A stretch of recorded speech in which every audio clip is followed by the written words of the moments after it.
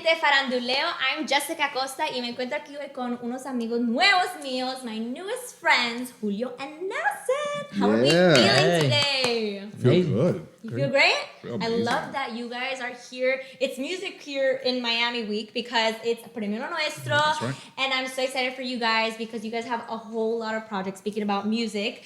I know you guys have some singles coming up, and I want you guys to tell me a little bit about these 100%. singles. I want to know. Tell me everything, please. Yeah. So we have a couple of singles coming out from my end. Just a couple of songs that are coming out that I'm very, very excited about. And so, yeah, they're coming out within the next few weeks. And so let's do it. And what about here? Hey, yeah. So I'm working on a single, actually. It's called Sacrificio. Okay. Just remembering the sacrifice of Christ as we enter into Easter.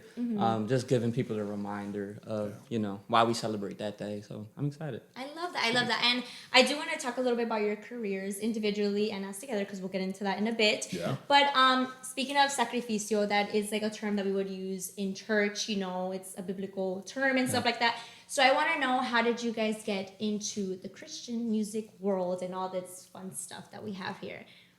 Okay, so I was actually just having this conversation with JJ. Yeah, literally. Because I was just like, man, I was born and raised in North Philadelphia, kind of like the bottom part of it.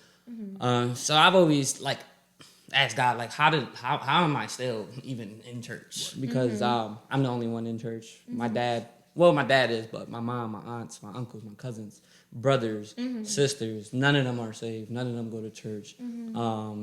But I've been able to find peace and understanding that there's a love that never goes away. Right, yeah. And when I think about sacrifice and the amount of people I had to sacrifice, even family members, to be able to stay focused on, what my direction is and path is in music and where I needed to be, God just started opening doors. And that sacrifice that he did, on that cross, there's a line in the song that says, tu sacrificio no fue hecho en vano. It wasn't done in vain. Yeah. Todas tus heridas, all your wounds, tenían mi nombre escrito. Wow. Had my name written on them. And every wound and every beating he took, our names were on that. Our shame, our depression, our anxiety. And that's just my life, being raised in around Kensington, they call that zombie land. I was born down the street from that.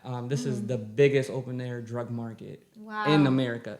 So it's just something that's just been resonating with me my whole life. Just staying on path and understanding that God sacrificed himself so that we can have love and grace and hope. And just trying to spread that to the people around me and my city and stuff like that. Yeah. I love that you're able to, how we say in Spanish, aportar a little bit of your, your love for God and, try to teach others about it. It's really important, I think, especially in this generation.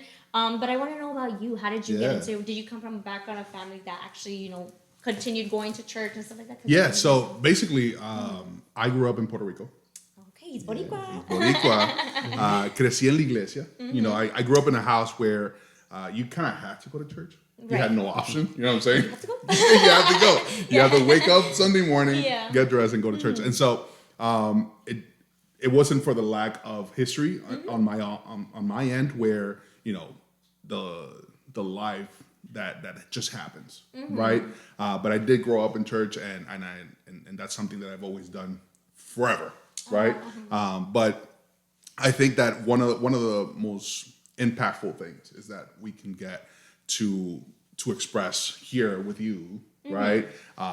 That it's not just the fact that we grew up in church; it's the fact that we've lived, right? Right. And our songs come out of that living sacrifice, right? So it's just a beautiful thing. But yeah, I grew up in church; it was awesome. Dang, I love that. That's amazing. Saying Pentecostal, Spanish, there's a bunch of people Pentecostals around here.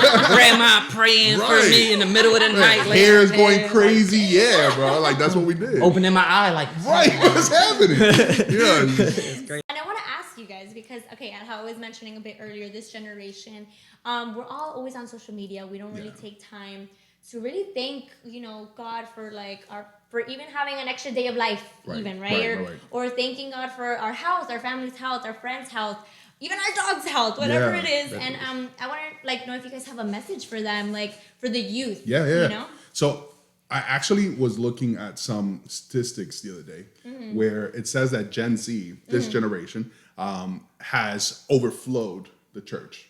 Oh, Yes, okay. this generation has been really on fire for like seeking. It's more about seeking a tangible, more realistic God than what they experienced growing up. Okay. Right? And so what's happening is that se encuentran todos estos jóvenes que están buscando como la realidad que en algún momento no encontraron con sus padres o no encontraron con sus abuelos o no encontraron con sus tíos. Yeah. No? So all these kids and all this entire generation, not only Gen Z but millennials, Yeah. are just like storming the church and really going after the reality of Jesus. And I thought that was so powerful because we could see it in all of our churches. We could see it in the places that we go to where people are just hungry for something real. You know what I'm saying? And it's not just, what can I get from the church? No, it's like, what can I get from the actuality of Jesus? What can I get from like the tangibleness of Jesus? Like there's something in my heart that's empty, that's void. Yes. Can you feel it? And then all of a sudden, Jesus is like, yeah, I could do that.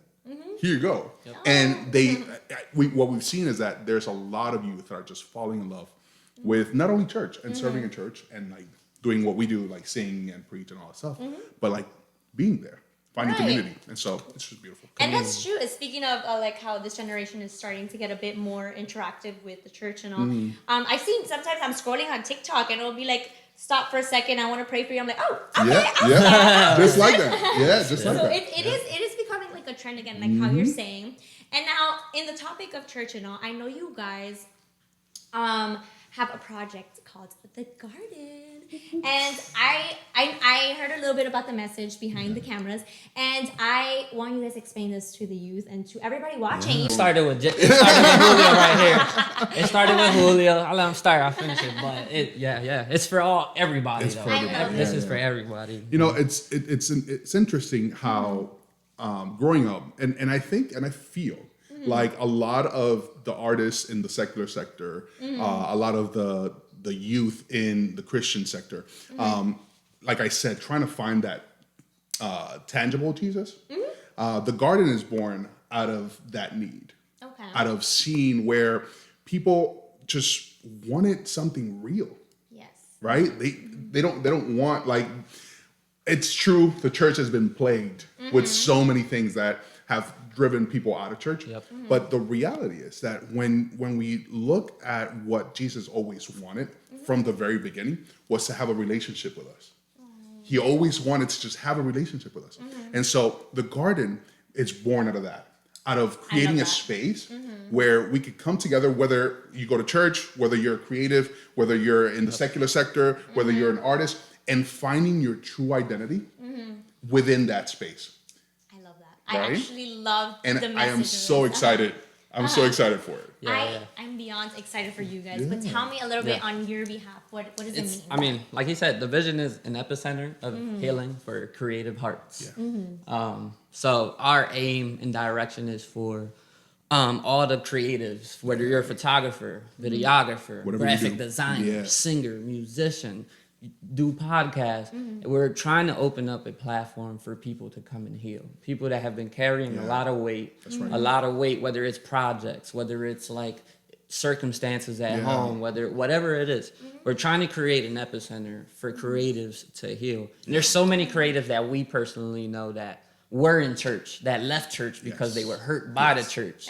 And they're doing amazing big things, and they're just, all over the world, but like they're seeking Jesus again. They want to come back, and we just want to create that space for all creatives to just come and just heal.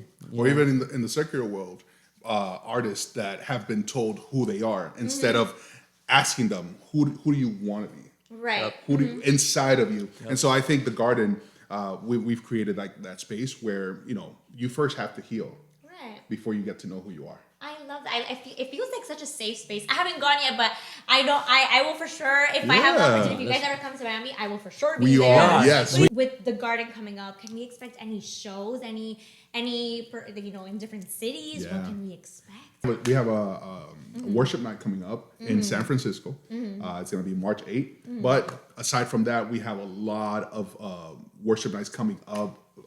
Dallas, Miami, and then we want to start doing showcases in Miami, in Puerto Rico, just showcasing not only Christian talent, but secular talent, and creating that space for them as well. Because I know that it's completely necessary. So we're super excited about it. Love that. Okay, and aside from these concerts or these shows that are coming up, any other future projects, any other singles, any other music we can expect? Me and JJ, we're writing like constantly. We actually just wrote a song from our last garden night in Philadelphia that we're gonna record in San Francisco. So there's just a bunch of things we're doing. We're writing every week. We go to the same church. We work together. We commute together. We live close. So like God's just been doing a lot of things for us and just allowing people to just like join forces with us. We have our graphic designer in Tampa. Our videographer moved from Dominican Republic to New Jersey. But what is forming here is like we keep saying it, and it's like we want to reshape the way the industry is.